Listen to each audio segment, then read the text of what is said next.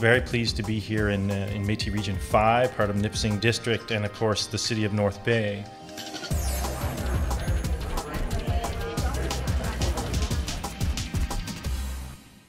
My birthday is October the 12th. Then the federal government and provincial government said, oh no, that's wrong. You were born on October the 11th. And this is after I was alive for over 50 years. And that's kind of gives you an indication of how First Nations are treated. There was a good friend of mine, his name was Johnny Martin.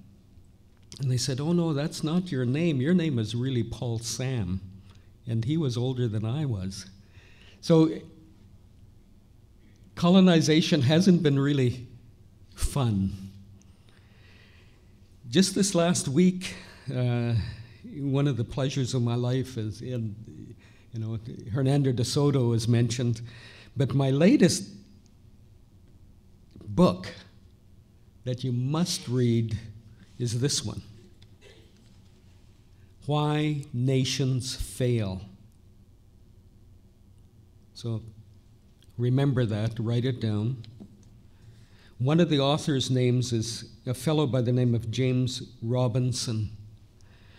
So I started attending meetings about 50 years ago with my father, who was chief of the Kamloops Indian Band.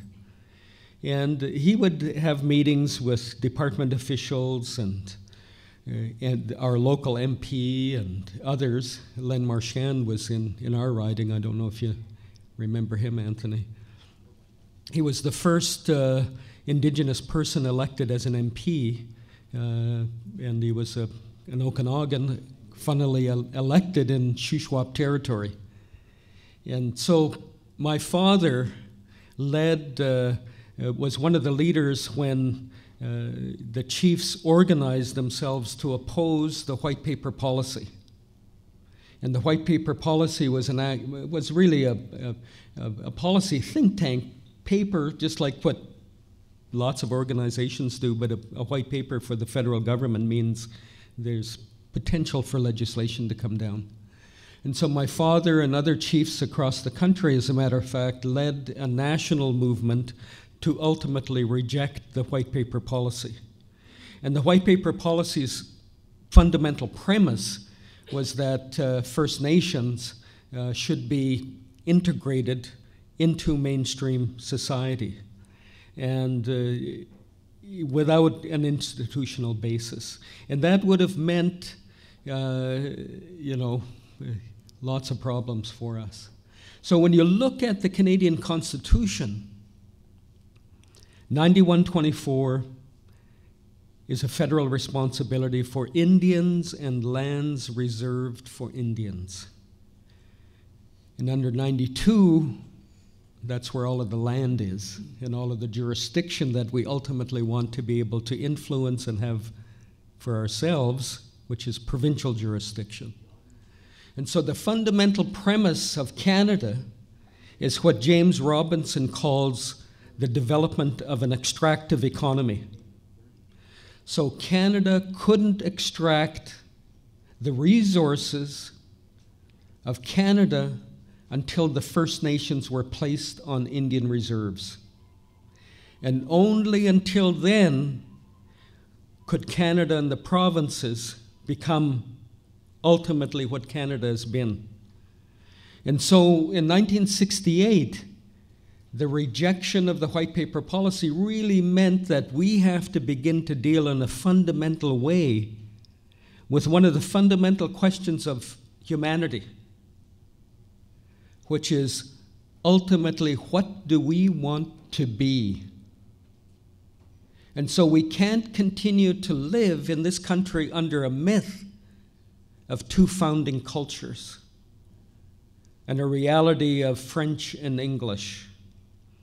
And I just came back from the United States, where most of the debate, and if you watch CNN or any of these other news programs, it's, if you get this idea that it's just white people and black people arguing about what their future is about. And if you listen closely to the debate in this country, you would get the impression it's just a French and English divide. And that is mythology. So in Canada, the question is, what do we want to be? That has to be inclusive in a very fundamental way of First Nations. The Premier of Quebec attended a meeting with the Assembly of First Nations a couple of years ago. And he asked Prime Minister Trudeau, the younger, why are you talking about nations? Meaning First Nations. He said, in this country, when you read the Constitution, it only refers to federal and provincial governments, not First Nations. What is this? And so ultimately, the question has to be resolved through a constitutional discussion, an open and frank discussion that would ultimately see First Nations take its proper place at the constitutional table. And the root word for federation really is family. And so this family of Canada is only made up of French and English. And that fundamentally has to change. And it won't change until we have constitutional recognition. And of course, that isn't going to happen in our lifetime. And so what do we do to set that stage ultimately so that we will be part in a fundamental way of our own country? And so a couple of years ago, I was in New York with the to recognize Canada's support of the United Nations Declaration on Indigenous People. I was there accompanying Minister Bennett. And she had asked the fiscal institutions to make that trip to demonstrate to the world and other Indigenous people what we were up to in this country. And so for me, the challenge really is to find our legislative footing in this country. And because those areas are already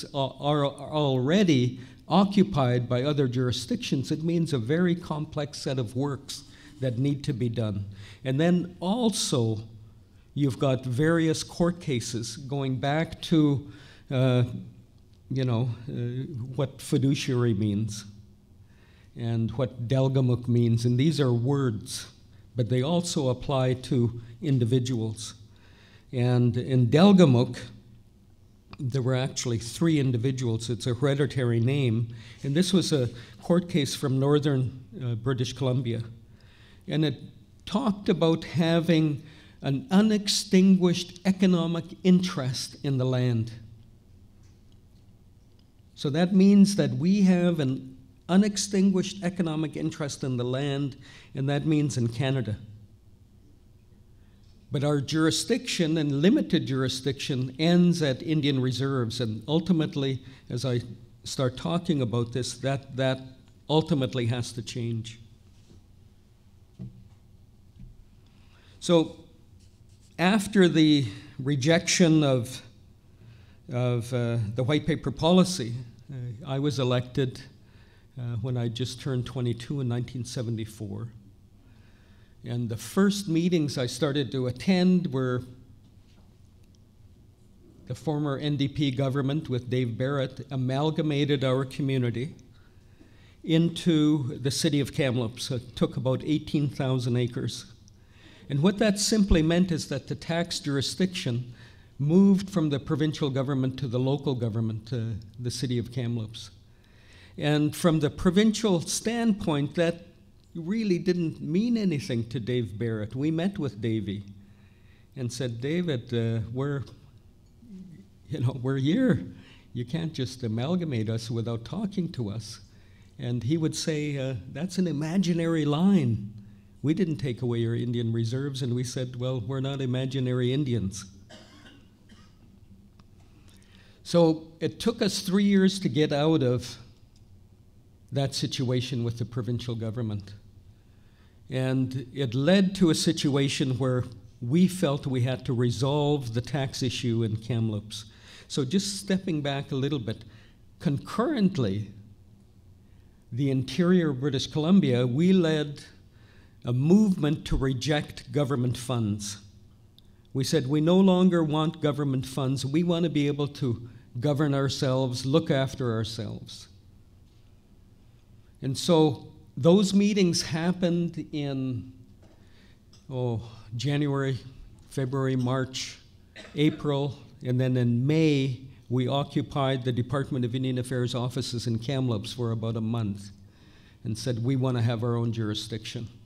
But ultimately what happened is the Department of Indian Affairs moved from Kamloops to Vancouver and the department became what they called the super districts. So the history is, for me, is incredible. And so after we reject government funds in Chilliwack, at the end of the summer, we realized, well, we lost a whole year of building homes because we had no government funding. Students had to go into the public school system because we'd already had this movement in the 1960s towards integration. And so where our students were going into public schools, we couldn't send them to public schools until we resolved the issue of the federal government paying for all those students attending public schools. And I realized at that point, it was like one of those epiphany moments that we can't survive at this stage without federal funding. And this is despite the fact, in my case in Kamloops, we've always been an entrepreneurial people. Like all of us, Indigenous people in this new land. Otherwise, we would have never been able to survive for the many, many millennia that we've lived here. Recently, I've been very fascinated with this whole notion of DNA analysis. And so when you look at the DNA of the first peoples of the Americas, the markers are unique to the first peoples of this land. So First Nations and Indigenous people of the Americas are first and second cousins. There's virtually no difference between me and other First Nations at Tierra del Fuego, at the southern tip of Chile. So when you think about the journey we've had, and really the Americas were populated within 2,000 years, an incredible story of migration. And I believe, like our stories and our ancestors talked about, when we first came to this land, there was lots of water and islands.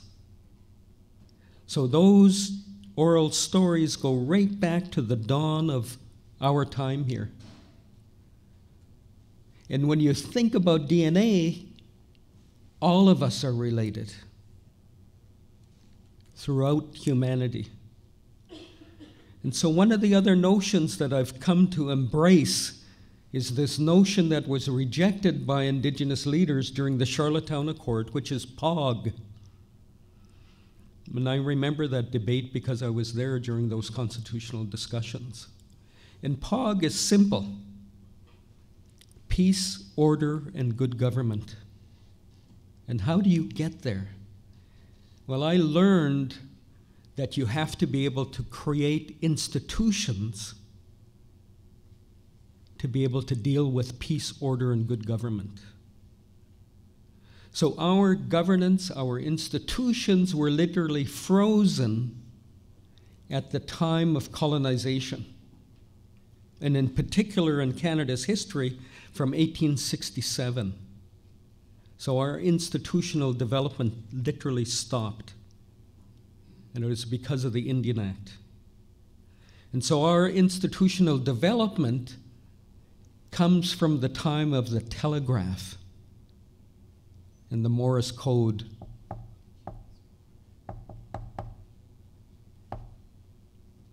That's how people communicated. Now it's something that I'm just starting to learn how to use. And so our institutions have to be able to move, as my father said in 1968, at the speed of business.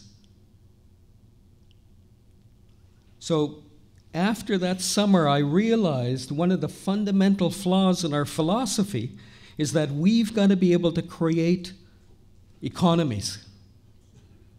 We've got to be able to have not independence, but interdependence. And we have to be able to, as James Robinson talks about in his book, undertake a process of creative destruction. That means we have to creatively destroy the institutions that have oppressed us, that have put us under the Indian Act and continued to keep us there. Because if you handle it any other way, like I'm not a revolutionary in the sense that Canada's got to disappear. I believe we have to be able to look in the mirror of the Canadian Constitution and see our reflection. So my life has been pursuing that objective. And the reason I've learned that is because, and my dad, after the meetings of the rejection of government funds and dealing with the land question, I'd go home and I'd report to my dad, because he was my mentor, and say, "Dad, this is what happened at the meeting." And he would say, "Does he think like us?" And for quite a while, I didn't understand that. And what he was talking about was philosophy. And so when you have a philosophy, you can make a decision. You're not indecisive. You know where you're going, and you know why you're going there and how you're going to get there. And I demonstrate it takes many, many years. I used to have lots of hair. My hair was down to my belt. And, I've spent literally 50 years trying to learn how to do all of these things, and I'm still not fully functional and able to deal with all of the issues. So I've chosen little bits of areas that I can influence. And so when you fast forward, going to about 20 years ago or so, I went to this place, Chichen Itza. How many of you have been to Chichen Itza? It's incredible, isn't it? When I went there, it just absolutely gave me another epiphany. Look at the majesty of this building. It's just incredible. You know something? That was built without government funding. And when I started to think about that, it was like, holy man. So when I went up to the top with a really good friend of mine, Bud Smith, he used to be the Attorney General of British Columbia, that was a sweat house. A sweat house. We come from that tradition as well. Inside that building had the 4 colors of the 4 directions that we all use in the Americas. And it's placed so that in the spring, the fall and summer solstice would tell the Mayans when to plant their corn. We were there on September the 21st, and September the 21st for our family was really important. That's when my mom and dad were married. My mom happened to be 16. My dad was 26. And I'd always tell my dad, there's no way I'd ever let my daughter, when she turned 16, to be with anybody who was 26 years old. But those were different times. And,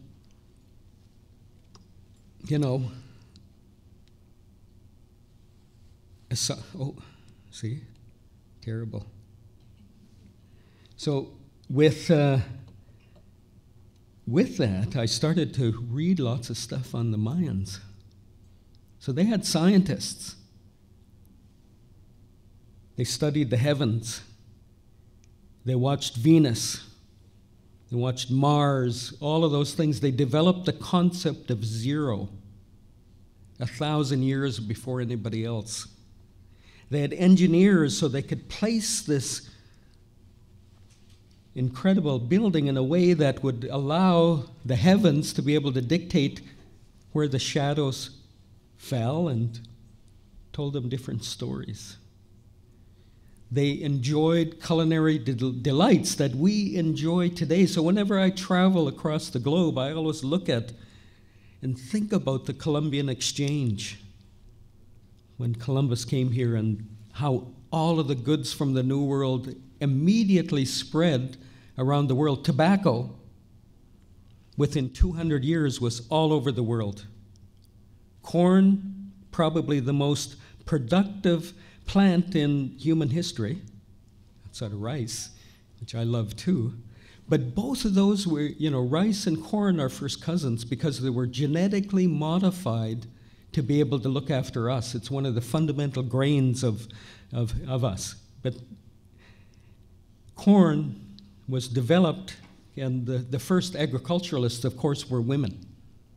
They were the ones that went out and made sure, because they were gathering plants, that we had to have more. So women have to be credited for corn. And when I look at that picture, I'm always endlessly inspired by it.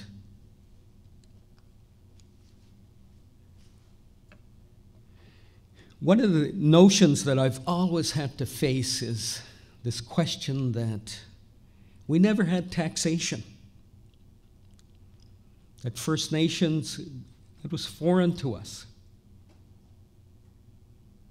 When in fact, the federal government, in its wisdom, started to outlaw this notion of taxation in our communities going back to 1867. And the reason for that is because we were able to use taxation to raise money to fight the land question. So the federal government then said, well, you can't raise money anymore. So that means banning winter dances. That means banning potlatches. That means raising money of any type to be able to look after us. Just think of the impact of that. So then we couldn't build our own homes anymore. We had to be dependent on somebody else to build a home for us, when in former times, if we wanted to build a home or a barn, we did it. We couldn't hire lawyers. Well, in some cases, that isn't bad.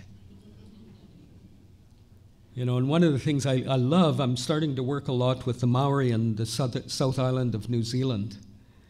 The Treaty of Waitangi, which was developed in 1842, was developed with no legal input. Guy from the army, a priest, and Maoris. That's why it's one of the best treaties in the world. And so I started thinking about that, because it's important. Everywhere I go, I always tell people, my name is Clarence Thomas Jules. I'm named after my dad. I'm named after my grandfather. Jules comes from Souls, which was Shuhapmuch, Shushwap. And then it ultimately, because of the way you would always introduce, I'm at an age where when I meet a little kid, I don't know who they are. I have to ask them, who was your father or your parents, and then ultimately your grandparents in my situation. And so they would always have to identify them as part of this family. And so in our tradition, I come from Sisiaskit's family.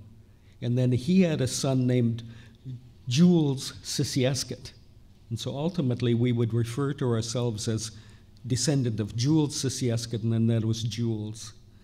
And so we had a trade language in British Columbia called Chinook. And it's truly the language of reconciliation, because it was a language that is comprised of native languages from Alaska to California, French, and English, and a little bit of Italian, because chow is a word that we use as well in Chinook. And so this word, taxes, proves that we understood that concept. It's T-A-K-S-I-S.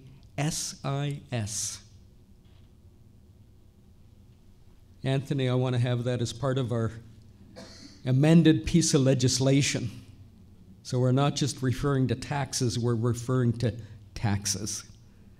And so when this notion that we didn't understand these concepts, again, just kind of boom, okay, this is another area we have to really look at and study. Because chiefs communicated amongst themselves in Chinook. There's a tribe in Oregon, because there's a difference between a reserve that we have here in Canada, which is traditionally where we lived, as opposed to a reservation in the United States where you can have more than one nation on a reservation. So in this particular reservation in Oregon, there are 5 different tribes that are forced to live together because that's where your reservation is. And their common language is Chinook. So it's something that I want to revive, is this notion that we don't understand these concepts, because we do. And it's a fundamental governmental power. There are 2 premises to government. You've got to have land, and you've got to have tax. You can't separate them. Right now, under the Canadian Constitution, Indians and lands reserved for Indians is all of our reserves outside of Nashkawa and a couple of the other modern treaties and some of the self-government communities, the land is owned by the federal government. That's why you have a situation where, if you believe the Assembly of First Nations, it's going to take us 800 years to catch up to the backlog in housing. If you believe the Department of Indian Affairs, it'll take 200 years. And the reason for that is because the federal government owns the land, and so therefore we can't mortgage that land, we can't go to the bank. Only the minister can agree that we can do that. And so he's going to be limited, he or she, in this particular case she, is going to be limited in the amount of homes that can be built annually. That's why we'll never, ever catch up to the housing backlog unless that situation changes. What I've been advocating is that title should be transferred to our communities. Not in the sense of the Dawes Act in the United States, where lands were open for preemption and given away, but in the notion that we are a nation within the Canadian Federation, and the underlying title should always remain with us, and we should always have the jurisdiction over those lands. Taxation. In my community, when I first started to learn about melding science and art, so in former days when I was a young kid, my dream was to go to the Santa Fe Art School. So when I think about issues, I think about them in terms of 3 dimensions. Colors and how it looks, and I've got to imagine it in my imagination, and then I can start dealing with the issue, because that's how I think. And so when I think about these issues, yes, they're complex, but a lot of times they're very simple. And why is there a reluctance on the part of the federal and provincial governments to accommodate us? Well, it goes back to the notions that are outlined in that book, Why Nations Fail. One of the most interesting chapters was James Robinson's visit to South Africa. And the South African homelands are based on Indian reserves here in Canada and the United States. And so when he was traveling through South Africa, he'd go to this place that's completely decimated, no economic development, shanty towns, incredible poverty. And then just down the road, there's green grass, beautiful homes, incredible. And that's when I realized that's an extractive economy. So when you visit Indian reserves and you see the housing situations, the correlation is there. And so what we have to do, and this is collectively each and one of us individual responsibilities, is to begin the long road of decolonization. Because this isn't going to happen with just me or everybody in this room, but it's a collective responsibility that all of us have got to share. Because if our First Peoples are going to live here for many, look at, there it goes again. So anyway, that Powwow Arbor, by the way, is incredible. It's based on our pit house design, which is a winter design. It seats about 2,500 people. It's the largest freestanding log structure in British Columbia. We have what we call the biggest little powwow in the West. Probably about 15 drum groups, 20 drum groups, 1,500 dancers. The first weekend of May, it's just a phenomenal display of culture. As my good friend says, we've got to always have somebody that we can point at to say, we don't want to be like that guy. That's that guy, Tweedy, an MP from Calgary. Well, the Indian may be satisfied or he may not. My personal view with regard to the Indian is that he is a ward of the government, and being a ward, he is bound to accept the treatment given to him. That's what we have to live under. Somebody else always telling us, you guys can't do that. That's why it's been a struggle to change. There's my guy. So, philosophy. He just died a little while ago. I miss him every day. And when I think about September the 21st, it isn't just about his and my mom's anniversary, it's also about the publication of The Hobbit. That was released on September the 21st in about 1935 or so, 33. So I'm a big Hobbit fan, and of course you can tell. I got big feet, and if you look closely, there's hair on it. I always got to have 2 breakfasts. And, the other thing is that on September the 21st, in 1944, one of my favorite guitarists was born, Jesse Ed Davis. Probably nobody in here knows this guy, but he was one of the greatest session musicians of all time. He was like, the Jimmy Page of Indians, Jimmy Page had a grandmother who was a full-blood Cherokee. But anyway, Jesse Ed Davis played with George Harrison. He played at the Concert for Bangladesh. He played with John Lennon. He wrote a song with Taj Mahal called Further On Down the Road. Just an incredible guy. And so all of these things always mean September the 21st is a really special day for me. So with my dad, as I mentioned, do they think like us? And that's when I started to realize just recently what philosophy meant. So it's a 3-part legislation. We've got to have an orderly transfer of jurisdiction. We've got to be able to have an institutional framework.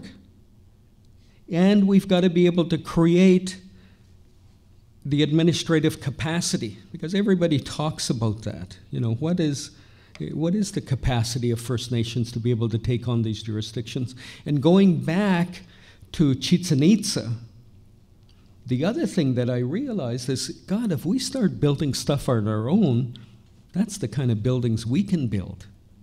So as we begin to move through this journey, one of the things I want to be able to create is a First Nations Infrastructure Institute, I sat as an advisor to 2 auditor generals.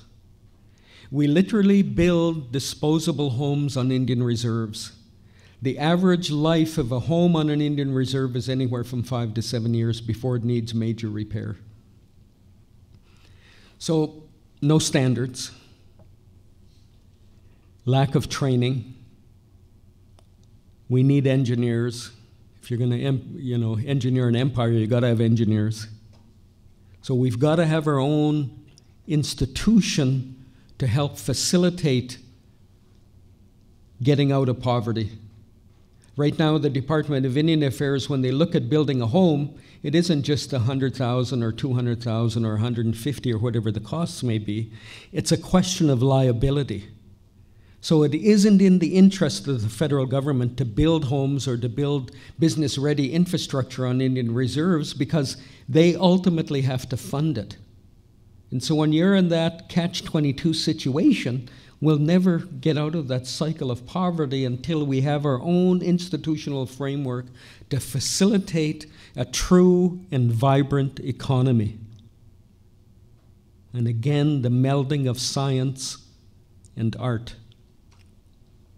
So First Nation institutions, no matter where they are and what they do, are incredibly important and must be supported. When we started looking at this, it started with the amendment to the Indian Act I started dealing with when I was first elected as chief of Kamloops. I was elected, as I told you, in 1974. By 1984, I was elected by acclamation, the first time I ran as chief. And the first thing I did, there were 2 things. I wanted to restore St. Joseph Church, which is our historic church built in 1857 and gone through 3 different restorations to about 1900. And that really, I told my community, symbolizes us. Because here was this church that was dilapidated, somebody had rode on. We come from a horse culture in Kamloops. We've had the horse since about since maybe 17-something, either the middle 1700s or the late 1700s, we had a horse. We're a horse culture. One of the guys rode a horse into the church, roped the altar, tore it down, tried to build a fire in the middle of it because of what the church represented, but I saw the church differently. And so when our churches were built in the interior of British Columbia, it was built through taxation. All of our communities got together and raised money to build those things. And the second thing we did to fight the land question was to create catechism houses. So that because it was illegal for us to even have discussions about the land question, the only safe place for us to have those discussions was really in the Catholic catechism homes. And so,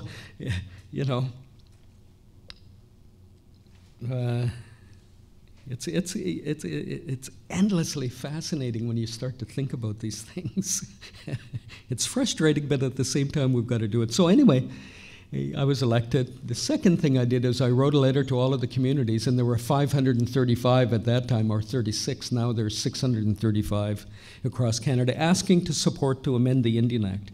Out of that came the Indian Taxation Advisory Board, and then out of that came the First Nations Tax Commission, which was part of a strategy for us to begin to not only collect real property tax on Indian reserves, but also to begin to look at the broader tax question and how we can occupy all of those areas of jurisdiction for our own betterment. The second part of it was to create a First Nations Management Board so that we could deal with transparency and accountability, so that we would be able to have investment. Investment means ultimately billions of dollars. The other thing we wanted to do was to create the First Nations Finance Authority, and just this week, we went for our 4th bonds and debenture, sold out in 20 minutes, $140 million. So we've raised just about $1 billion with our own institutions All of that money goes right back into our communities to build infrastructure. The third aspect, and again, this is for Anthony, we want to bring back our First Nations Statistical Institute so that we can tell our own story. So we live in an era of mathematics and algorithms. And it's always been the case. Mathematics is the international language, and it's ultimately going to be the intergalactic language. It's mathematics. And we have to be fluent in that. And so part of it, we need to get those institutions back. So I just came back. I knew this meeting was important, so I flew from went down to Palo Alto to meet with James Robinson. We're creating the Alliance for Renewing Indigenous Economies. We're working with tribes in the United States. We're working with Maoris in New Zealand. We're working with First Nations here in Canada because we need an international view to resolve our issues. These issues of Indigenous rights are global. So that's an important aspect. So the other thing I just want to leave you with, how many minutes do I have there? 5? 2? 5? So one of my cultural heroes is Chief Joseph. Chief Joseph is a phenomenal individual. So when going back to, the other picture I wish I had, where is it? No, oh, there it is. Okay, those three guys. So Chief Louis, Petite Louis. So if I was alive back then, they would have said Petite Manny. So we're about the same size. And Johnny Chalhitsa and Chief Basil David. These are my ancestors. So Chief Louis is chief of my community. He was chief there for 62 years, from the time he was 21 till he died. Johnny Chalhitsa, Okanagan, one of our neighbors, we had to develop the Fish Lake Accord because we were killing one another, just like the Musket Wars in the southern part of New Zealand. And we decided we better end that because it was an arms struggle. They got lever action, all of those things, so it just escalated. And they decided we better get together. So there's literally an exchange of children between our communities. That's how close our communities are to this day. Basil David, another Shuswap. And so one of the stories about taxation is that we funded those two elderly gentlemen to travel by train across the country, try to meet with the Prime Minister here in Canada, and then King George in England. Of course, King George in England was too busy. He was away hunting. Chief Louis wrote him a letter saying, I understand that completely. You were away hunting, and we have to do that too. We have to provide for our families. They went down to the City of Lights in Paris. Johnny Chalhitsa didn't want to go up to the Eiffel Tower because it was like, oh, never seen anything like that. And then they went down to see the Pope. And all of that was a result of the fact we could raise funds on our own. After that, they couldn't do that. Right after they were chiefs and he died, we couldn't even raise money. We couldn't have lawyers. We couldn't deal with the land question until we were made citizens of Canada in 1958. So Chief Joseph, and this won't take too long. I won't intrude too much on your time. One of my favorite stories is after Little Bighorn. The presidents wanted to meet with Crazy Horse. And Crazy Horse said, I'm not a chief. And they said, you have to go, the Great White Father wants to meet you. And so one day, Crazy Horse said, well, if I'm going to go to Washington, I have to learn how to eat like the white man. Because he would eat sitting down with his hands and with a knife. And so he learned how to use a knife and fork. And I always love to link this to the fork, because the fork is really a recent invention. It wasn't widely used until just a couple of centuries ago. So Crazy Horse was asked to go and fight the Nez Perce, and he said, like Muhammad Ali, they didn't do anything to me.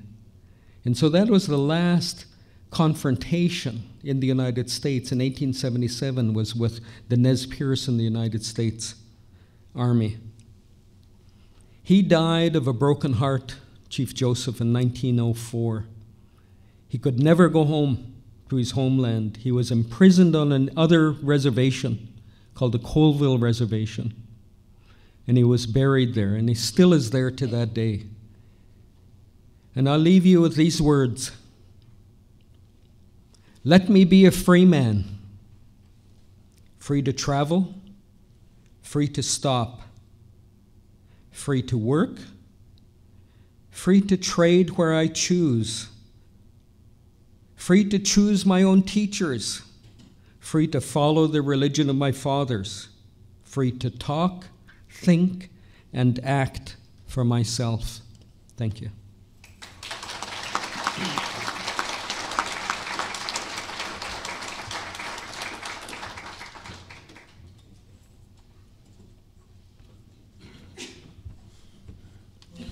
Ani, bojo, mshkan kwat Disney cause, sagin donje, North Bay donda, Beezing donaki. Miigwech bijayak mampi nongum, miigwech bizindanyag. I want to welcome you to Nipissing territory on behalf of Chief McLeod and the council. He regrets that he's not able to be here with you today, but and I'm not much of a replacement for him. If you know Chief McLeod, he's got a particular style. You might have Manny talked about people riding into churches on a horse. He may have rode into here on his Harley. So I'm very blessed to work with him and the council over there, and in the place that this riding is named after, Nipissing, the best, the most outstanding First Nation in Canada. So anyway, welcome. I hope you're enjoying the conference. I hope I can be half as eloquent as one of the great thought leaders that I've followed for my whole career in Mr. Jules. I've always really admired Manny's willingness to take that idea to the next level, regardless of whether or not it was the most popular or most conventional idea at the time. You are in the midst of one of the great trailblazers, and I'm honored to sit on this panel with him, and I really hope that I can provide half the insights that he's provided to you today. So I'll try and move through this so that maybe there's some time for you to ask some questions, because I really think there's an amazing learning opportunity for all of us here today. So I understand from talking to a few folks this morning at my table that yesterday was sort of a bit of an economics lesson, and today this is an indigenomics lesson, I guess. You just got macro indigenomics 101, and I'm going to do micro indigenomics and talk about what we're doing at Nipissing First Nation. And I subtitled this a study or presentation in holding contradictory views simultaneously. I mean, because when we talk about taxation in First Nations, it's as Manny says, and I'll illustrate locally here, it's something we've always done, and yet it is one of the dirtiest words you can say in some communities. And I was wondering, when Charles asked me to speak on this panel, if he wanted to get me in trouble locally here. And I thought the guy liked me. But I'm very happy to be here today, and hope that I can provide a bit of practical illustration to some of the concepts that Manny discussed, because we're one of the communities that is that has become certified under the First Nation Financial Management Board, where we are taxing First Nation in terms of some of the things we're doing. We are one of the First Nations that have signed on with the First Nation Finance Authority and started our own borrowing through there. So I'll get into that a little bit more through the presentation. So this, forgive the map's not great, but this is a map of the Robinson-Huron Treaty Territory. And Nipissing First Nation is located right in the center of that on the lake. You can see those arrows pointing towards and away from it. History tells us, both our own oral history and many of Champlain's writings, that the Nipissing people were really practicing taxation at the very first time that he encountered those people, the ancestors of the Nipissing people who are here today. And what they were doing was basically charging a toll to come through this territory. They controlled access through this key trade route for hundreds and thousands of years. It's quite well documented, and that Lake Nipissing was before North Bay existed, the gateway to getting not only to the north but to the west, and you can see that Nipissing was at the heart of this. So all of Nipissing's oral history, and it's very well documented in Jesuit writings and Champlain's writings, talks about the breadth of the amount of territory that the Nipissing people had influence over, and that they drew economic benefit from. So it wasn't just a tiny plot of land on the north shore of Lake Nipissing. It was quite an extensive trade network with the Odawa, with the Potawatomi, with the Mohawks, with the Iroquois Confederacy, with the Cree. So to the north, there's history of Nipissing people trading with the Cree on the James Bay coast. It's quite well documented that many people from Nipissing moved back and forth between Lake of Two Mountains and where Oka is today in Montreal. In 1650, our people at Nipissing relocated to Lake Nipigon when the Iroquois Wars were happening. So there was these extensive trade networks that also, served as safety valves in times of strife. Those three red illustrations on there are just kind of give you a flavor of the different directions that people went. And really the easiest way to get through was through Nipissing, and so Nipissing collected tolls. You couldn't just wander through the territory. You had, and I think it was the same when Nipissing went in other directions. So that just gives you a flavor, and this goes back thousands of years and is documented from the 1600s onward. So I'll collect your toll if you're heading west today. On the way through. If you want to give it to me now, that's fine. And so we went from having this very fluid ability to move in a lot of different directions very easily, and to have a lot of control over that, to signing the treaty in 1850, the Robinson-Huron Treaty. And then, the process of the Indian Act implementation took hold in 1876, and in 1874, the reserve boundary was surveyed, and surveyed improperly. So this is sort of a map. It's kind of an incomplete map of what we're kind of left with today. And there's a Ojibwe word. And I'm a learner, so I hope I get this right, called Shkunigan.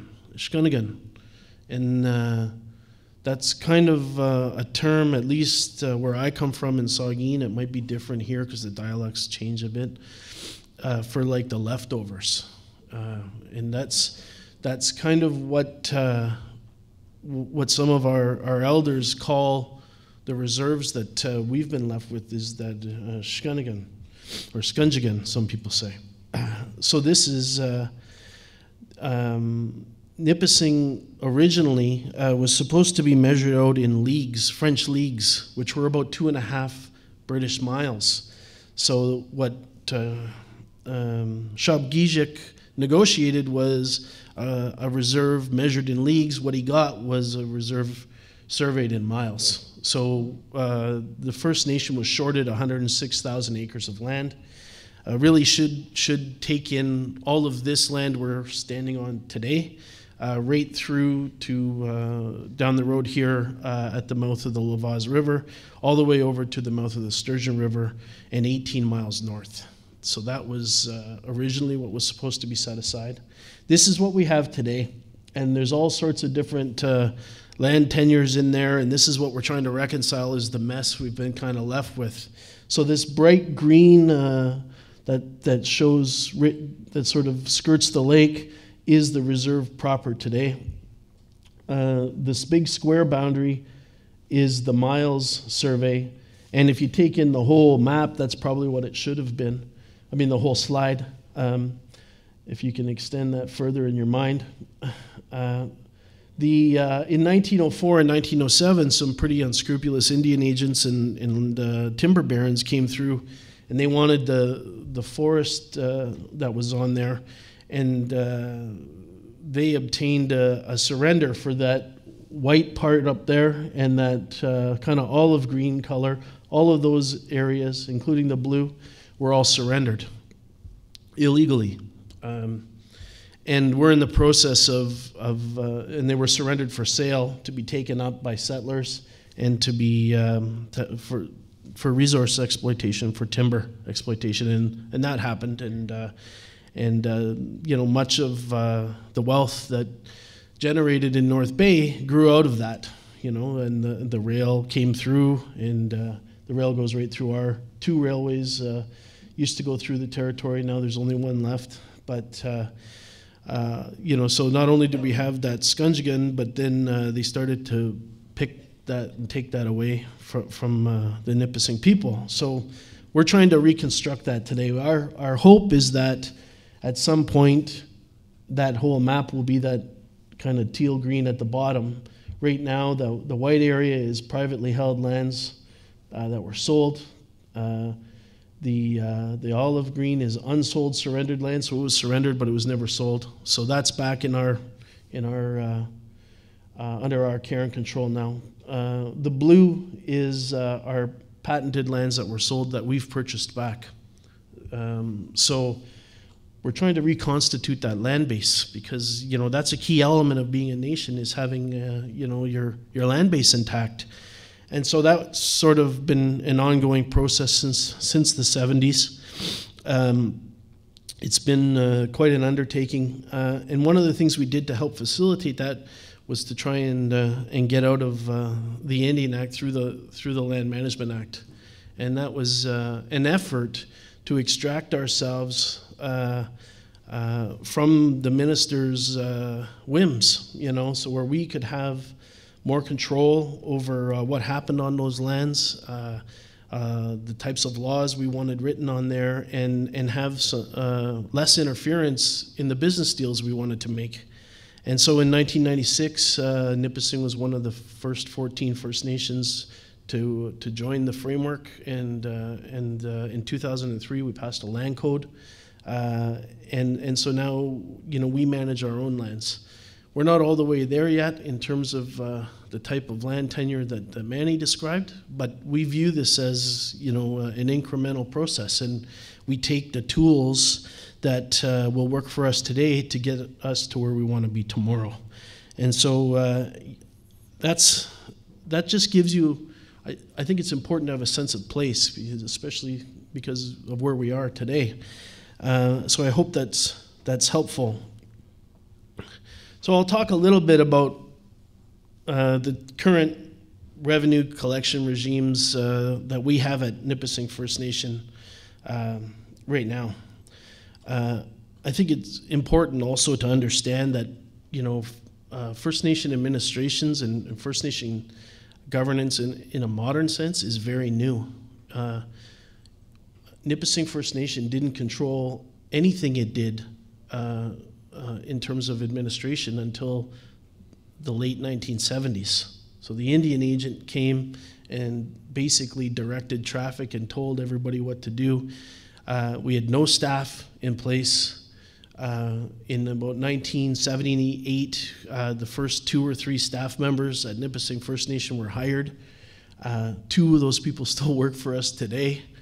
So I mean that's the relative youth of our governance and our administration. So we've grown from a $7,000 budget in 1980 and 3 staff to a $25 million budget today and 175 staff. So that's an incredible expansion and growth of the administration and governance in quite a short time. In my time, I joined NFN in 2004. Our budget was $7 million, and now it's $25 million. So it's grown that much in 14 years. And who benefits from that growth? Because most of that money is not spent within the borders of Nipissing First Nation proper.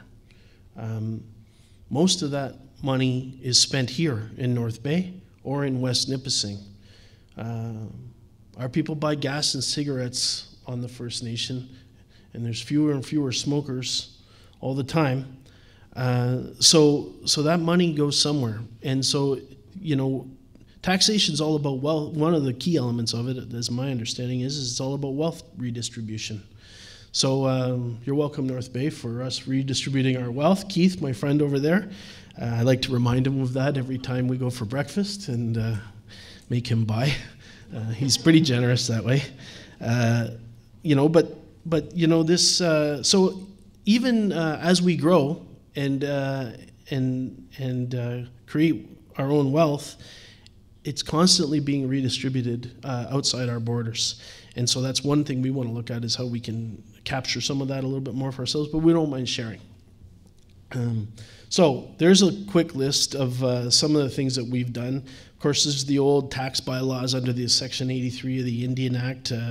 So we tax natural gas and other utilities that run through our territories, and that creates a little bit of revenue. But it gave us a bit of a foothold in terms of understanding tax as a concept, and it's not all about just taxing the people, but the entities that are benefiting from the use of our land.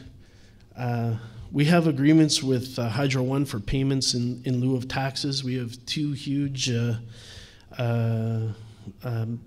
hydro lines that run through our territory that take up an awful lot of land, and of course that the problem is that land tenure problem there has prevented us from collecting that for 50, 60 years. So we're owed millions we've never been able to collect. So hydro Ontario has benefited from that. The fact that we haven't been able to get the proper tax regime in place to really redistribute the benefit of that. So that's something that we're starting to work on now. And once that land tenure issue is resolved, and in the additions to reserve process, which restores the reserve status, is an incredibly onerous process. It's designed, I think, really to not get things done. It needs a ton of reform, and I know there's a lot of talk about that now, but the sooner we can get that done, the sooner everybody will benefit. We do a lot of land leasing and service fees under our land code. So we have about 300 homes on the shoreline of Lake Nipissing and Jalco Point and Bocage that lease land from us. It generates more than $1 million a year in land lease revenue for us. But it's still a bargain compared to what these homes along the shores of North Bay and West Nipissing are paying in property taxes. We're at less than 40% of what that is. And that's something that we're looking at following the model of a number of First Nations in BC and a few in Ontario. That's something we're looking at now, is putting in place a property tax regime for those non-member residents who enjoy the benefit of the land, so that we can deal with some of the real fundamental infrastructure issues we have on the land they're living on. We collect fees as well, kind of our own sin tax on cigarettes under our First Nation, our financial administration law. And you know where that goes? It goes to the Hospital Foundation in North Bay. So we collect that money from our vendors and we donate it to the Hospital Foundation in North Bay and to One Kid's Place. So this is not something that the First Nation has done to make money on the backs of its vendors. It's something we've done to contribute to the health issues that are caused by the sale of cigarettes. So that's something, I think over 10 years, there's probably more than $100,000 that's been donated to the Hospital Foundation through that program. So, and we have other smaller tax revenue that we derive from the land base as well. That image on there is the signature of a minister who signed off on our tax bylaw. So we didn't sign. The chief and council didn't get to sign off on it. The minister did under Section 83 of the Act, and that's something we're looking at changing. So that gives you a sense of the type of what we're collecting locally here and where we're going. These are the things that we use own source revenues for. And there are other own source revenues that I haven't included in that list on the previous slide. We settled a large land claim about 5 years ago for that boundary inaccuracy I described at the start of my presentation. We were shorted that 106,000 acres, and the province didn't want to come to the table to talk about that land issue. They refused to come to the table. So we had to take a cash settlement in lieu of the land, with an opportunity to create new reserves as we purchase land on a willing buyer, willing seller basis. So Nipissing, there's opportunity cost to everything, right? And it was a case of, do we wait another 20, 30, 40, 50 years to settle this land issue? Or do we take this cash settlement and put it to work in our nation today? And that's what the council at the time chose to do. Not all First Nations might do that, but that's what Nipissing chose to do. So we settled for $124 million at that time. And there's a kind of a funny story that relates to this wealth redistribution that goes along with this. So there was a per capita distribution to members that came with that, and a trust set up for the balance. And I can recall I sit on a committee in North Bay with the other municipalities, and we redistribute this Provincial Offences Act money that's collected by North Bay, and we all get a proportional share. And so I was at the meeting, and the clerk who administers the process was scratching her head. She could not understand why there was a $300,000 boost in the revenues the year following. It turned out this was the year following that land claim settlement, and people came in to pay their fines and to settle up because they finally had a bit of money, and they could. So if they couldn't drive because they had a problem, they'd come in. And that's not. I don't want to make it sound like everybody in Nipissing doesn't know how to drive. Geez, I'm gonna get in trouble for that. But it's this one small element of shows you where this money goes, right? And anyway, I can tell you that Leon's and the ATV dealers and the car dealers and everybody else did very well following that PCD redistribution.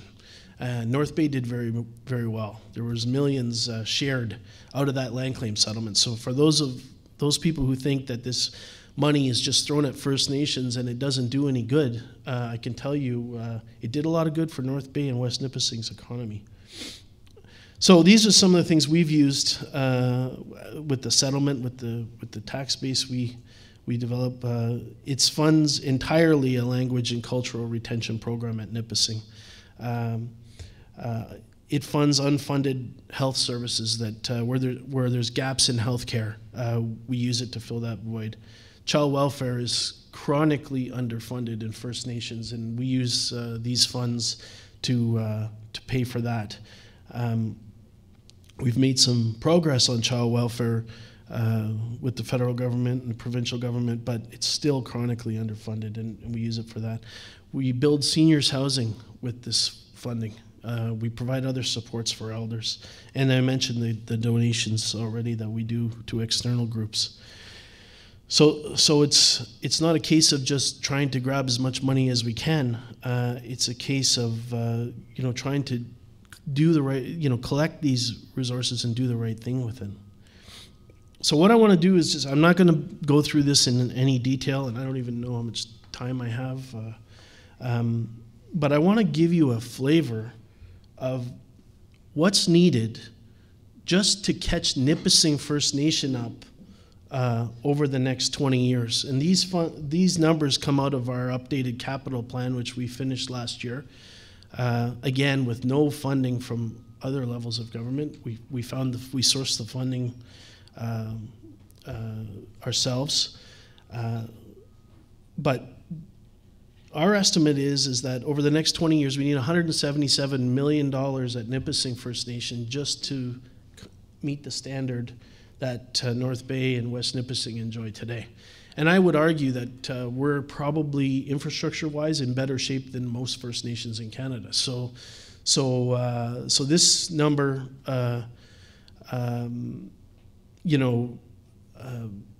reflects sort of our circumstance as being close to an urban center and having a lot of infrastructure in place already, but these are still the gaps. So in the next 1 to 5 years, just for water supply and distribution, we're looking at about $24 million to set us up properly for the next 20, 30, 40 years.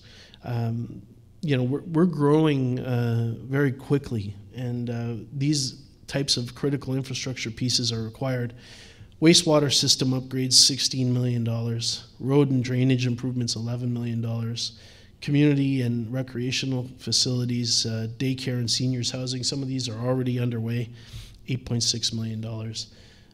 Service lots and residential development. We live on rock and swamp. That's what the Scunjigan is.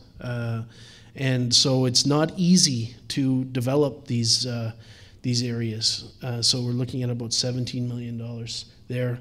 We're working on a commercial park right now, $3.3 million. If any of you are heading west towards Sudbury, you'll see that on the north side of the highway about 3 or 4 kilometers after you leave North Bay.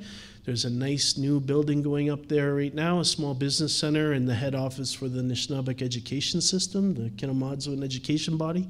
Very proud to be the host to that. It's beside the Anishinaabeg Nation head office, Union of Ontario Indians. Very proud to be the host to that. And sandwiched in between is one of our more successful entrepreneurs at Eagle's Nest. You'll know if you've tried to gas up there. It's a 10 or 15 minute wait. They do really well, and they've built that business from a shack about the size of this table. And I'm very proud to know them and to see what they've done. They employ a lot of people in the First Nations. So that's that commercial development park, and we've got a lot of interest going in there. We've got 4 or 5 small business entrepreneurs that'll be in that building by March of next year.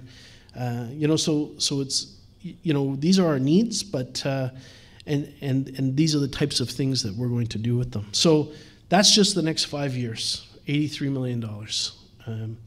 I can tell you, I can't pull that out of our own people. We only have about 1,000 people on the land base, members, and about 1,500 non-member residents. So I think if I went to them with a tax bill for $83.4 million, I probably wouldn't be too welcome anywhere in the community. So we've got some work to do to figure this out. $32 million in the 6 to 10 years following that. $32 million in the 11 to 15 years following that, and about $28 million in the phase 4. That's a typo in there. It should say 16 to 20 years. But that just gives you a flavor of the type of work we need to do. Why we need some of the tools that Manny described. We're a borrowing member through the First Nation Finance Authority. We also designed our trust so that we can borrow from ourselves. So a lot of the borrowing we do now, we borrow from our own land claim settlement trust, and so we need these types of tools, right? Because the Finance Authority is not going to be enough. The trust is not going to be enough. Government funding certainly isn't enough. Own source revenue is not enough. And I mean, I'm not saying we're going to do $280 million worth of development, but that's the need. And we'll be somewhere on that continuum between leading up to that amount. So I hope that is helpful in giving you a sense of what's needed and why we need to do some of the things we're going to do. And here's a few things I don't know that have been talked about yet that I think are potential tools. And these aren't necessarily even going to be streams of revenue for the First Nation, but they're going to again result in wealth redistribution. And that is, there's a pretty massive court case going on right now. You may have read a little bit about it in the news to settle the Robinson Huron annuity claim. And I'm not a member of that treaty. My treaty is in a different part of the province. But for those that are, one of the elements of that deal with the Robinson Huron Treaty in 1850 was an increasing annuity for the beneficiaries of that treaty. For every single treaty Indian, they were supposed to receive an annuity every year. And that started at $2 and it went to $4, and it was supposed to keep increasing as timber was extracted, as copper, other mineral resources were extracted. It was a form of constant compensation for losing a way of life. And that was the practical bargain that the chiefs made at that time. They could see the old ways were ending, and their hunting areas were being compromised, their fishing areas were being compromised, licenses were being given to settlers to fish on a commercial basis, lakes were being emptied out.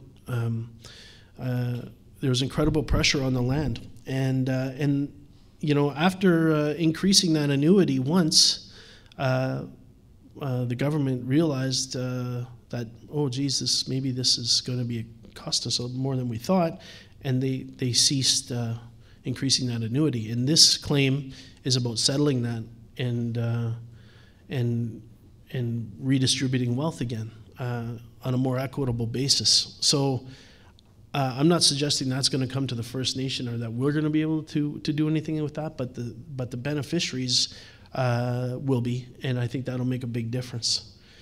I think there's also a need to get a lot more serious about resource revenue sharing, especially in our neck of the woods in the north. People have talked about it for a long time, but we've never gotten serious about it. And I think these types of forums are the places where the ideas can come to the fore on how we can do that in a practical way. Moving back to the original spirit and intent of the treaty, I know that in the latest issue of the Northern Ontario Business, there was an article that described a palladium mine that's being explored just north of Nipissing First Nation in River Valley. And we're described as a partner in that project in that article. That was other than one or two people going on a tour of the potential site, we'd never had any discussions, you know, and so, you know, we've got to get a lot more serious about the impact benefit agreements that are, we've heard about De Beers and those types of projects, but these are happening in our backyard and we're not benefiting from them, and but we're being described as partners. So, you know, I'm going to go to our friends at New Age Metals and say, hey, partner, what are we going to do here? So, and then I guess the last piece that we are going to look at locally is proper property taxation for lessees, because you know, I don't, you know, this is something that's very conceptual. We haven't even had a chance to really go out and talk to people about it yet. But, you know, the road that services that community was built in the early 1960s. And to build the base for that road, they buried stumps. And those stumps are coming back up. And in the spring, it gets virtually impassable, and there's a ton of health and safety issues there. And that's going to be $4 or $5 million to fix that road. And I don't have despite having a nice $25 million budget, that's fully expensed every year. So I need a new source of revenue to build that proper road. I also need a source of revenue to install proper water in there, because some of those wells are that old as well. And most of the septics in that area are more than 50 years old, and they're right on the lake. And so you know, we need a stream of revenue, and the people who are benefiting from the use of that land, which are the lessees, are probably going to have to be responsible for that. You know, that's the way it works in town here. Well, I live in town in North Bay here, and you know, I pay my fair share. And I think for a very long time, those people have had the benefit of the land without properly paying a fair share. So that's something we're looking at now, and there's great models that already exist for that. So that's really all I have. I hope that's been enlightening in terms of giving you a sense of just some of the challenges and opportunities that we see here. I'm, again, very grateful to have been invited to be here. And you know, Nipissing, Manny mentioned the First Nations Statistical Institute. Nipissing First Nation was supposed to be the host nation for that before it was canceled in 2012. You know, so I'm very interested when he suggests that they're going after that again, and we're still ready to host. So we could talk about that after. But anyway, miigwech gi bijindayek. Thank you for listening.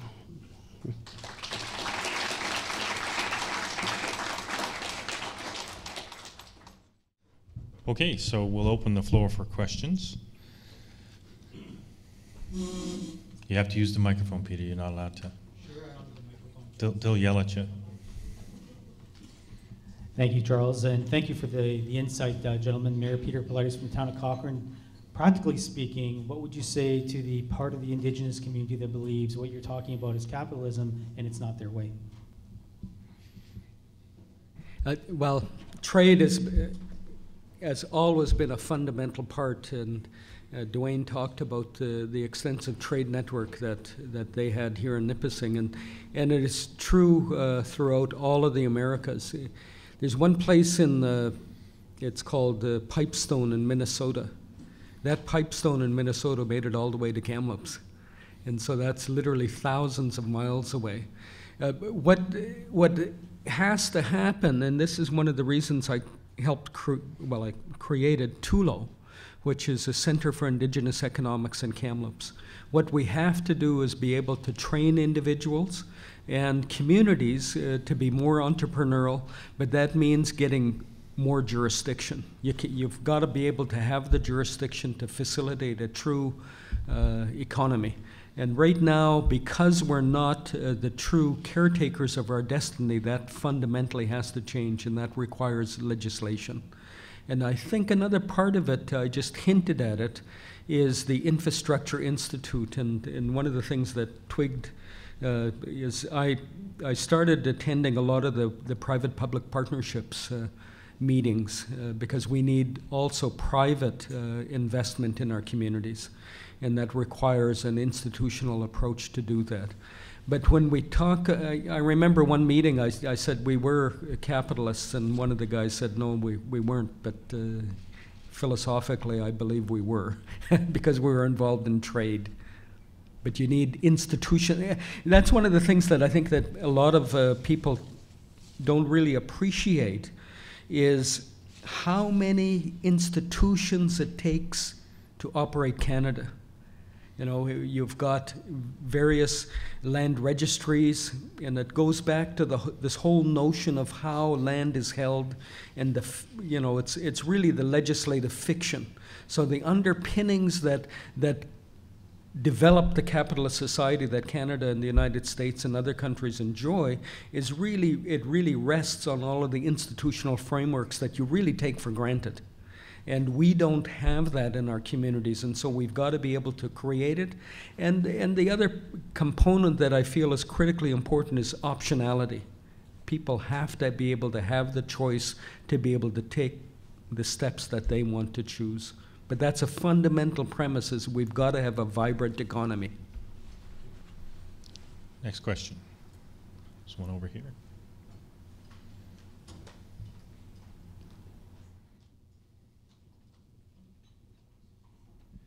Bonjour, Nigananabe Indishnakas, Atekundodem, Baoting Ndenda.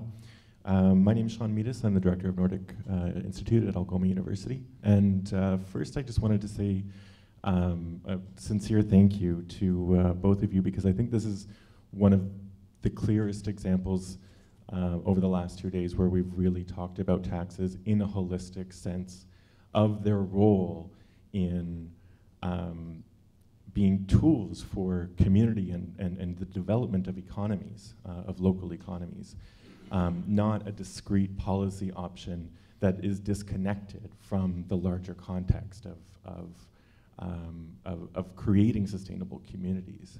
And to that end, I wanted to ask you, you probably are very well aware of the municipal elections that we're currently in the midst of across Ontario. And the discourses that we see over and over again are about lower taxes and the tax burden on municipalities in particular. How do we change that conversation around taxes as being a necessary evil as opposed to a necessary cost? Something that's creating the revenue that allows us to have the kinds of communities that we want to see. And also, if there's any examples from your own experiences where you've dealt with that in your own communities, that could be examples of how you change the conversation. You go ahead. I'll try and start, and Manny can correct me after. It's a tough, it hasn't been an easy conversation. Sometimes it's a very reluctant conversation, but I mean, I'm sort of getting to this place in I don't know, in my thinking or my career, I don't know, where, stuff needs to get done,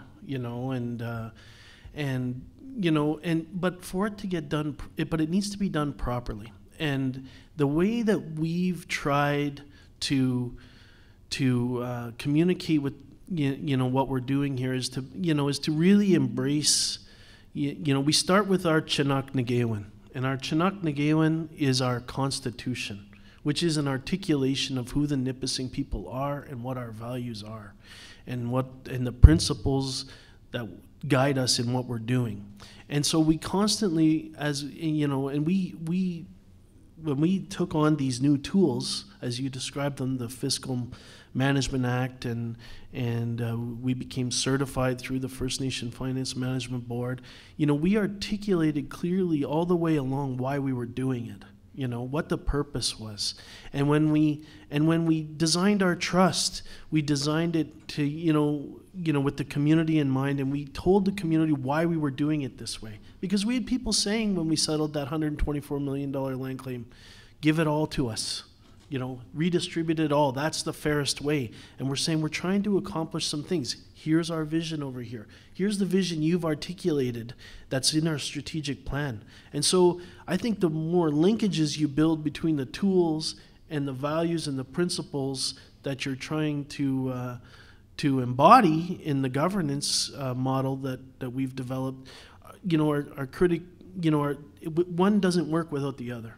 And so I'll give you an example. When we did improvements to our powwow grounds, we built an addition onto the administration office, because for years and years, the lands office, which has all the most important records within the First Nation, were in 30-year-old portables. It was incredibly risky, and so we built an addition on, and people say, oh, they're building an ivory tower over there. No, we're building something for community. And then what did we do? We created community space in it where people could gather and use the space for themselves. So it wasn't about an administration, building something for itself. It was for a community. And also we built a courtyard with a sacred fire, and we built a teaching lodge behind the building. These are things that they weren't all even planned at the front end, but they grew around it. Because it was an inclusive environment. And then, we tell people what we do.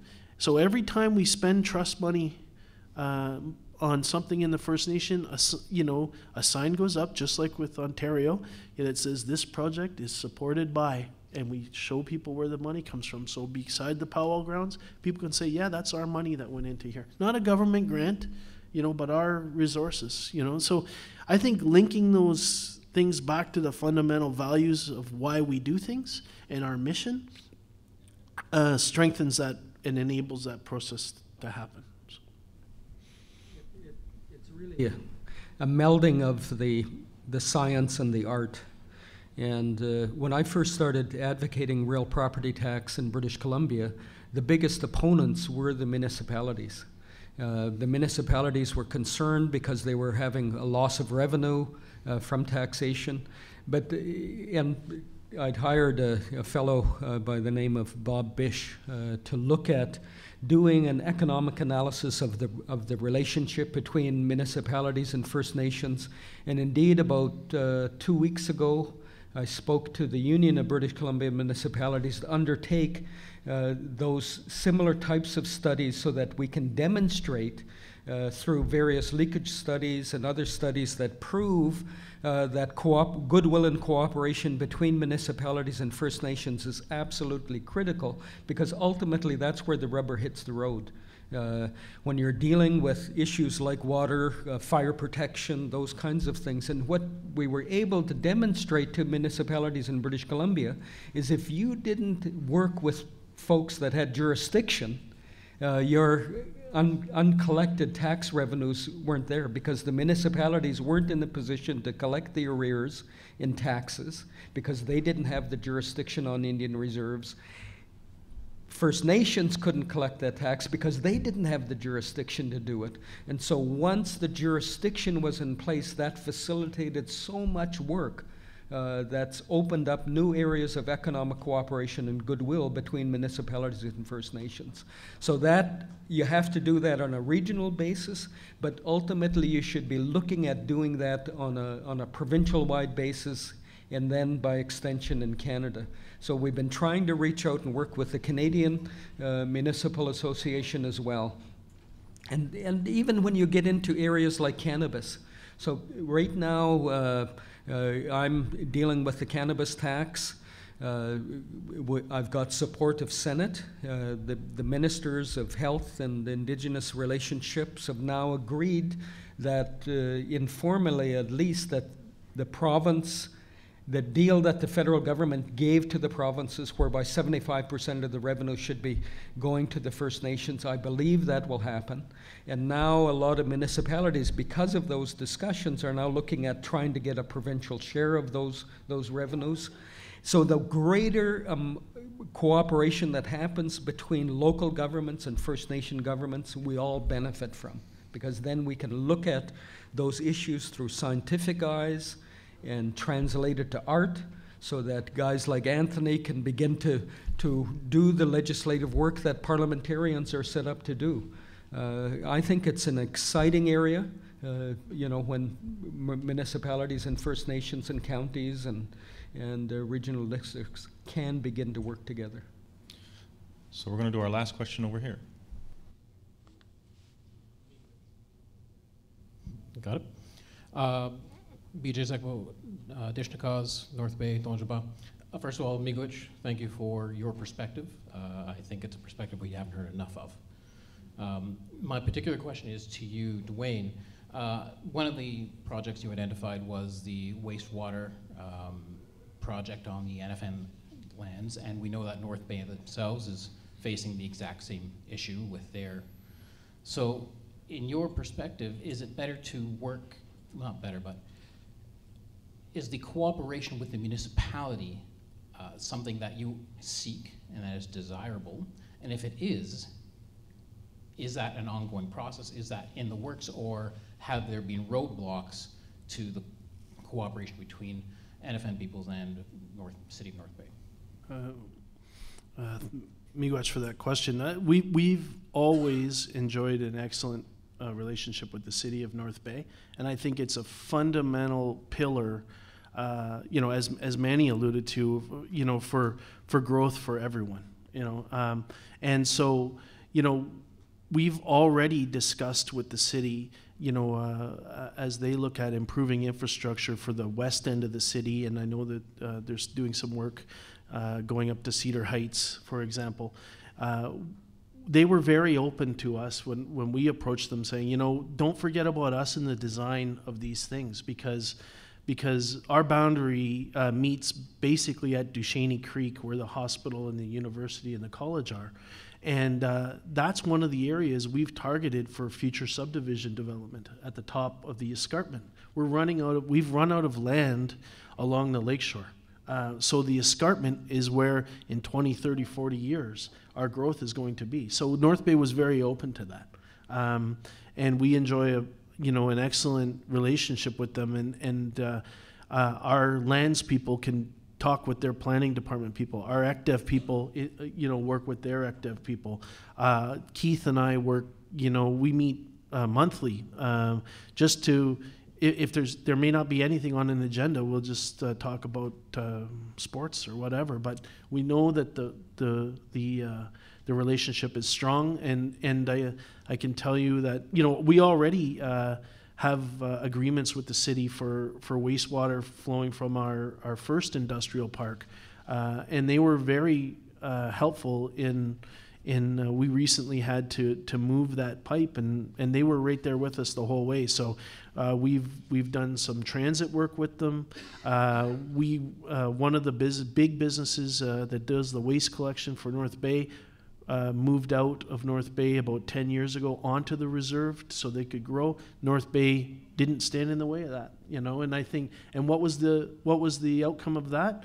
Well, we negotiated a ground lease with them. They leased the land from us. We sold them the building. They grew their business. There's more people working, and I can tell you most of those people there are North Bay citizens, taxpayers. So there's a real integration there, and we're constantly looking for the next opportunity. And one of them that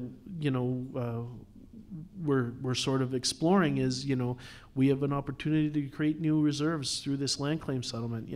Are there opportunities for an urban reserve within the city? To look at some unique tax situations that might be created there. There's those types of ideas. We just need some capacity to flesh them out some more, and that's part of our problem is we're just maxed out with the day-to-day operations and the community development, and that these bigger ideas that we need to spend some time on, we don't have the resources to do. And so I think that's a gap that we need to work on with the city, because I think the cities don't necessarily have that either, right? We need to set aside some time to do what you're doing here over these couple of days. We need much more of this, because I think these types of ideas really need to get to beyond the concept stage to more to the doing stage. Manny, did you want to add anything? Just quickly, the infrastructure deficit that First Nations have in this country is anywhere from $30 to $45 billion. So it's a very, very high number. I think the overall infrastructure deficit in the country is something like 160 billion or something. So it's, we're talking substantial amounts of revenue. And that is not going to be solved overnight.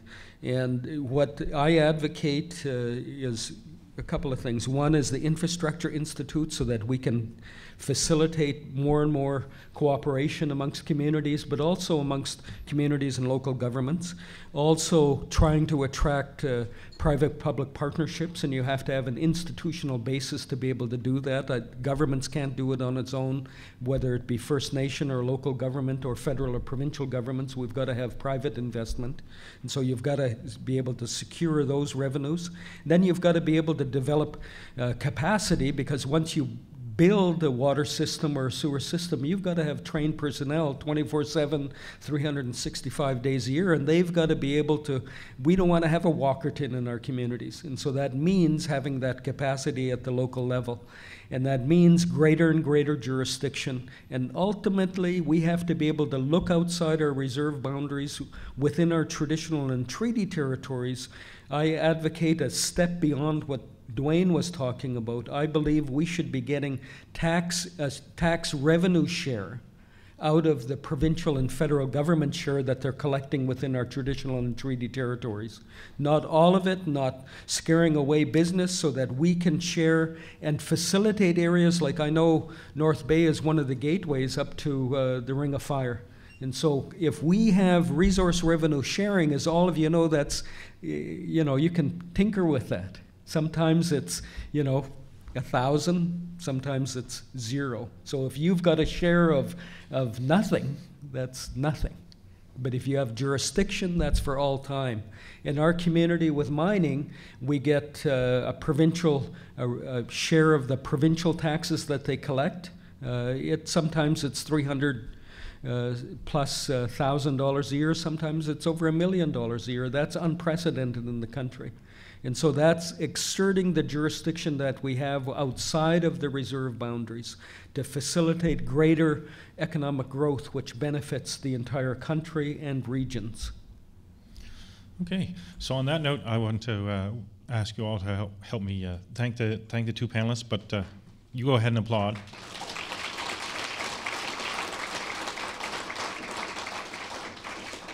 And then I'm going to ask you to applaud again, because one of the things that Dwayne didn't mention is that he's sick as a dog, and he actually slept all day yesterday so that he could come here today. So way to stand up and work your way through it, Dwayne, so thank you very much. Now no one's going to want to talk to me. Just talk to him from a distance. Yeah, it's okay. I'm not contagious. Well, you said you like to share. That's what scares me. Yeah. In any event, so those of you who were with us yesterday, so we're going to switch now over into the table discussions and then flow through relatively quickly into lunch. Before we do that, I want to cover two things. One, just to highlight a little toot the horn for the Institute. Dwayne talked about the potential for urban reserves and an urban reserve particularly in North Bay. Dwayne and I first met a year and a half ago, maybe close to 2 years ago now, and one of the conversations was around urban reserves, and so we've had conversations with Sudbury, Thunder Bay, and North Bay around these issues, and so we've actually working to commission a paper exploring that concept and its potential for Northern Ontario. So hopefully we'll have an author in place soon, and we'll see that paper sometime next year. So there will be opportunities like this one to have that conversation in a more meaningful way and to discuss it. The second thing I want to do is, for those of you who go to a lot of conferences, you'll be familiar with the concept called manels. I just wanted to point out that, number one, while I loved all of our speakers, it wasn't intentional that they were all male. And I'll point out that Kate, for example, canceled yesterday because she too is sick, which sometimes that just happens. I just wanted to make the point that it wasn't by design, and we do try to make sure that we have a balanced representation on our panels on a normal basis, and sometimes things just get in the way.